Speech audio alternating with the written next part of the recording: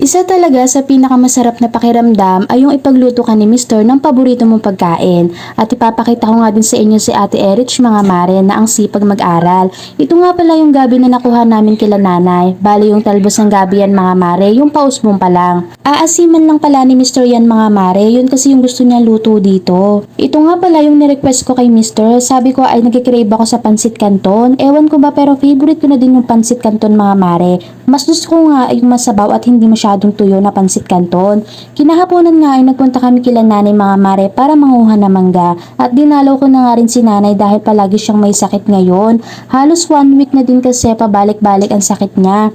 Hindi kasi si nanay mapakali pag walang ginagawa kaya kahit konting galing lang kikilos na agad siya. Kaya siguro nabibinat. Ito nga pala yung mga nakuha namin mangga mga mare. Unang bunga pa nga lang ito mga mare at malalaki na agad siya. Hinog na nga rin yung iba. Masarap nga din ito isawsaw sa bagoong kaso wala nga tayo noon. Kaya sa asin na lang natin siya isasawsaw. Ang dami pa nga ring maliliit na bunga dito mga mare kaya meron pa tayong makukuha sa susunod. Pag uwi nga namin sa bahay ay dumating na rin yung in-order ko sa TikTok na callus remover. Gagamitin ko pala ito sa aking talampakan mga mare dahil nitong tag-araw nga ay lalong dumadami nga yung mga crack niya. Nakita ko nga sa TikTok na trending to ngayon kaya napabili na din ako. May kasama na din pala siyang pangkuskus na parang liha o liha talaga to. Tuwing tag-araw talaga mga mare, laging ganyan yung talampakan ko. Hindi ko nga alam kung bakit. May alam pa ba kayo mga mare kung ano ang magandang ilagay dito? Ito nga pala ulit si Ate Erich mga mare na kumakain na mag-isa. Sa umaga lang naman sila walang gana kumain kaya kailangan ko pa talagang subuan. Masipag mag-drawing yan mga mare lalo na tuwang-tuwa siya nung binilan ko siya ng coloring set. Ito naman si Brielle ay napatulog ko na mga mare. Alas 5 na nga siya ng hapon natulog mga mare dahil umalis kami kanina. Tiyak na hating gabi na naman yan makakatulog mamaya. Sa mga oras nga na to ay nakaalis na nga si Mister. Pinayagan ko kasi siyang bumisita sa mga kaibigan niya. Hindi naman masama na payagan natin sila paminsan-minsan na lumabas kasama ang mga tropa nila. Basta't alam lang nila ang kanilang mga limitasyon. Nakakatuwa nga lang si Mister mga mare dahil kahit hindi mo nasabihin ay kusya siyang mag-a-update. At nakakatuwa din dahil isa tayo sa pinalad na magkaroon ng responsableng Mister. Maya-maya nga mga mare ay nagising na din si Brielle. Naalala ko na binuksan ko nga pala yung ilaw kaya siya nagising. Kailangan ko nga ulit tabihan siya para makatulog ulit kasi kung hindi ay iiyak lang siya ng iiyak. At ayun na nga mga mare, hindi na nga ulit siya nakatulog kaya pinag-cellphone ko muna para hindi mag-iiyak at matapos ko muna itong pagtitiklop ko. Habang nagtitiklop nga ako mga mare ay sinasabayan ko nga rin siya ng pag-post ng mga items dahil isa na rin tayong Shopee affiliate.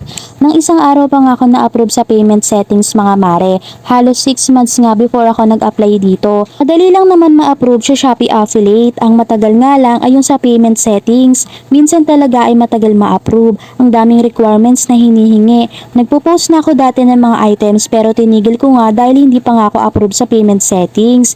At ngayon nga na-approve na ako ay wala na nga tayong sasayangin na oras para magbenta ng kung ano-ano. Itatanong ko nga rin pala sa inyo mga mare kung ano ba itong tumubo sa balat ng aking mga junakis. Nagtutubig nga muna sila pagkatapos pumutok ay magiging sugat na. Yung iba nga dyan ay tuyo na dahil alcohol pala yung nilalagay ko dyan at mabilis lang siyang matuyo pag alcohol ang nilalagay. Nag-search nga ako sa Facebook at nabasa ko na baka dahil daw sa pulgas ng aso. May aso kasi kami dito na malapit sa pintuan mga mare at nakita ko nga din na parang ginagalis siya kaya araw-araw namin pinapaliguan at kinukutuhan na rin. Sabi naman ng iba ay bulutong tubig daw. Bumili na din pala ako ng Sebo de Macho para sa peklat nila. Baka may same case dito na katulad sa mga junakis nyo mga mare. Ano ba ang magandang igamot dito? Napabili nga rin ako ng mahabang medyas ni Ate Erich para matakpan yung mga peklat niya. At pag naaarawan kasi parang dumadami. Hinintay ko lang pala dumating yung anak ko galing sa training nila ng basketball sa kanilang school at kumain na din kami. Pasado alas 9 na nga ng gabi ito mga mare, yung dalawang bata naman ay napakain ko na kanina. Yun lamang ang ating video for today. Kita-kits sa susunod kong mini vlog.